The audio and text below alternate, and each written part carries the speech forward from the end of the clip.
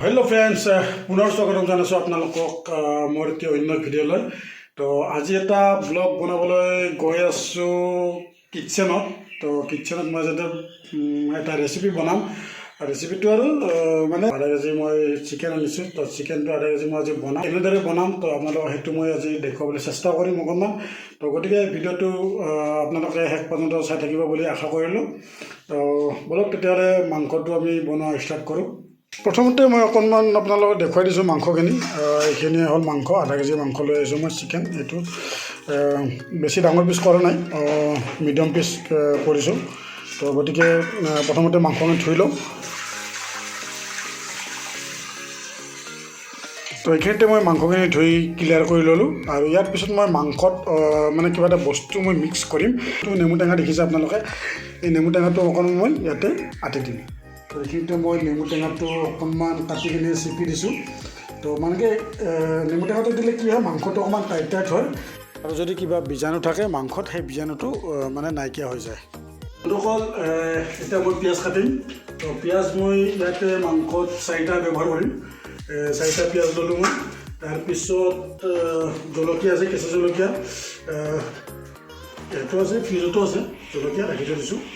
কেঁচা জলকীয়া মই দিছোঁ আপোনাৰ 8টামান দি দিছোঁ। তাৰপিছত মই ব্যৱহাৰ কৰিম অকণমান আদা লৈছোঁ। তাৰপিছত নহৰু মোৰ ইয়াতে আছে, নহৰু মই এইখিনি ব্যৱহাৰ কৰিম।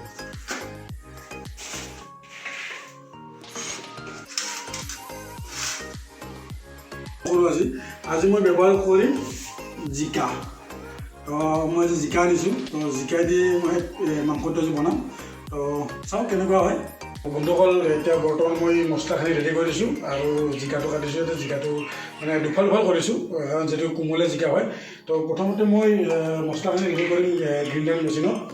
তো ইয়াতে মই আপোনাৰ নহৰুখিনি দিম, তাৰপিছত আদাখিনি দিম, তাৰপিছত ইয়াতে মই জলকীয়াখিনি পেষ্ট কৰিম। তো ইয়াৰ লগতে মই অকণমান ইয়াতে পিঁয়াজো দিম। ইয়াতে অকণমান মই পিঁয়াজ মিক্স কৰি কিনে এইটো গ্ৰাইণ্ডাৰত মই সেই কৰিম, গুড়া কৰিম।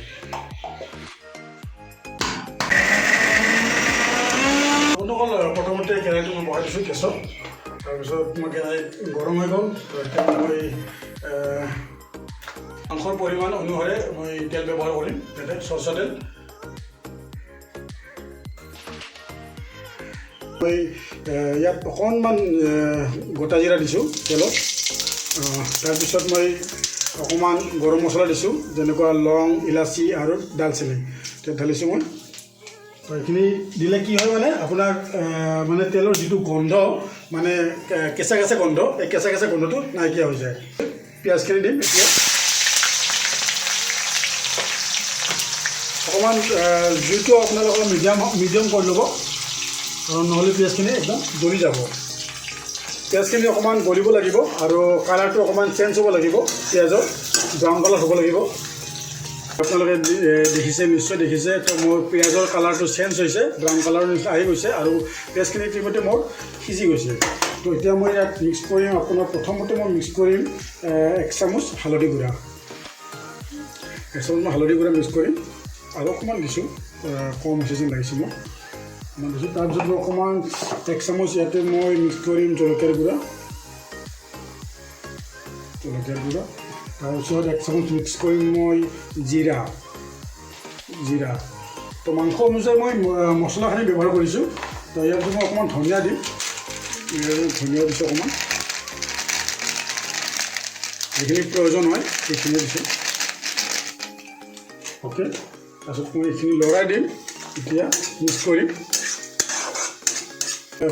পেষ্ট কৰোঁ এইটো আদা ৰচুন যিটো পেষ্ট আছিলে, এই আদা ৰচুনৰ পেষ্টটো মই এতিয়া ব্যৱহাৰ কৰি আছোঁ বৰ্তমান।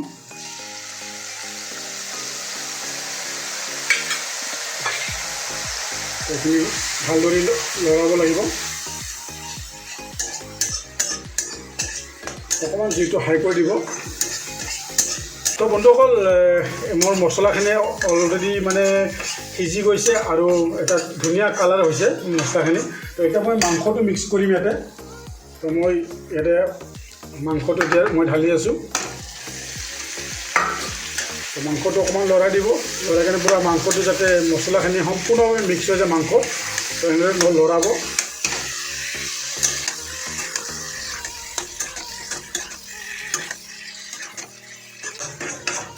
মাংসখিনি এতিয়া মই মিডিয়াম ফ্লেমত মানে সিজিব দিম। বেছি হাই নকৰোঁ, হাই কৰিলে মানে মাংসটো মানে কি তলত লাগি যাব কেৰাহীত।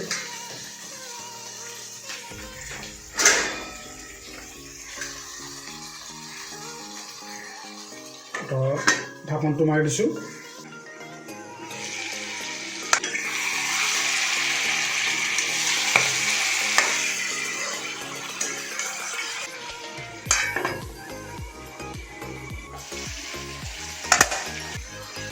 এনেদৰে মাজে মাজে মাংসটো লাৰি থাকিব, বেছি সময় লাৰিব নালাগে। মাংসটো প্ৰায় আধা সিজি গৈছে, অকণমান বাকী আছে। আৰু ইয়াতে মই অকণমান পানী ব্যৱহাৰ কৰিম ইয়াতে মাংসখিনি সিজিবলৈ।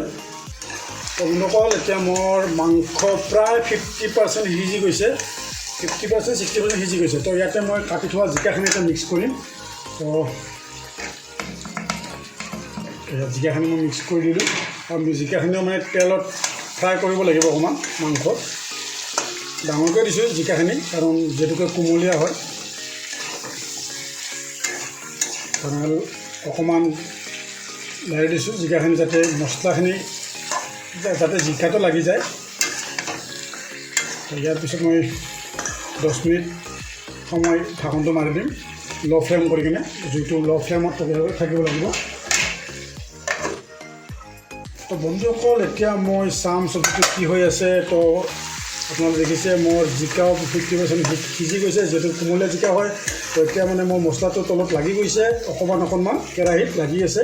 তো গতিকে মই ইয়াতে অকণমান পানী মিক্স কৰিম। পানী আপোনালোকে মিক্স কৰিব, গৰম পানী মিক্স কৰিব। গৰম পানী মিক্স কৰিলে কি হয়, মাংসটোত মানে ভাল হয় সিজা। আৰু ঠাণ্ডা পানী দিব নালাগে, ঠাণ্ডা পানী দিলে অকণমান কি হয়, মাংসটো সিজাত অকণমান মানে টেষ্টিটো কমি যায়। তো গতিকে আপোনালোকে গৰম পানী ব্যৱহাৰ কৰিলে বেছি ভাল হয়। তো এইখিনি পানী মই দি থৈছোঁ, মানে এতিয়া মোৰ মাংসটো সম্পূৰ্ণভাৱে সিজিব আৰু মোৰ জিকাখিনি সম্পূৰ্ণভাৱে সিজিব। তো লাষ্টত মই অকণমান আকৌ পানী মিক্স কৰি কিনে মোৰ চব্জিটো মানে তেতিয়া শেষৰ পানীটো দি দিম, সিজি যাব। তো বন্ধুসকল, এতিয়া মোৰ মাংস ৰেডি হৈ গ'ল আৰু সম্পূৰ্ণভাৱে মাংস সিজি গৈছে, জিকা সিজি গৈছে। তো মোৰ মাংসটো কমপ্লিট হৈ গ'ল বনোৱা। তো ইয়াতে মই এতিয়া এটা বস্তু মিক্স কৰিম। তো আপোনালোকেও মিক্স কৰে ঘৰে ঘৰে, মই জানো যিহেতুকে। অকণমান এতিয়া গৰম মছলা এটা মিক্স কৰিম এতিয়া মই এইটো লাষ্ট পৰ্যায়। গৰম মছলাটো মিক্স কৰি কেনে এতিয়া মই ঢাকনটো মাৰি দিম। ঢাকনটো মাৰি দি কিনে মই আকৌ জুইটো অফ কৰি দিম। তো ইয়াৰ পিছত মোৰ মাংস কমপ্লিট হৈ গ'ল বনোৱা, আৰু লগতে মই প্ৰেছাৰ কুকাৰ বহাই দিছোঁ। এতিয়া ভাত হৈ আছে। বন্ধুসকল, এইটোৱে আছিল আজিৰ মিনি ব্লগ। বেছি দীঘলীয়া নকৰোঁ। তো আপোনালোকে ভিডিঅ'টো চাই কেনেকুৱা পালে কমেণ্টছ কৰি কিনে জনাব। আৰু লগতে যদি ভিডিঅ'টো আপোনালোকে ভাল পাইছে, তেতিয়াহ'লে ভিডিঅ'টো প্লিজ লাইক কৰিব আৰু কমেণ্টছ কৰিব, আৰু ভিডিঅ'টো মোৰ শ্বেয়াৰ কৰিব। আৰু মোৰ নতুন চেনেল হয়, চেনেলটো প্লিজ ছাবস্ক্ৰাইব কৰি দিব। Thank you, bye by.